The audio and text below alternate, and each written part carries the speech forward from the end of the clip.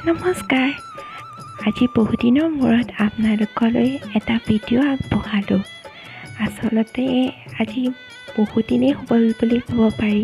ইটো সিটো কাম ওলাই থকাৰ বাবে মই মোৰ মামাৰ ঘৰলৈ যোৱাই হোৱা নাছিল। যদিও মনত পৰি থাকে কিন্তু যাব পৰা নাছিলোঁ। কিন্তু আজি এসপ্তাহমানৰ আগত যেনে তেনে সময় মিলাই আমি মামাৰ ঘৰলৈ বুলি গ'লোঁ। আৰু তাত গৈ যেন ইমান ভাল লাগিলে। সেই মানুহখিনি, সেই সৰল মানুহখিনি মৰম, সেই একেই প্ৰকৃতিৰ সৌন্দৰ্যতা, পথাৰ সকলোবোৰ মোৰ সঁচাকৈ প্ৰিয়। আশা কৰোঁ আজি এই ভিডিঅ'টোৰ জৰিয়তে মই আপোনালোকক মামাৰ ঘৰখনৰ আচলতে আমাৰ অসমৰ গাঁৱৰ পৰিৱেশটো দেখাব পাৰোঁ। আশা কৰোঁ আপোনালোকে চাই ভাল পাব।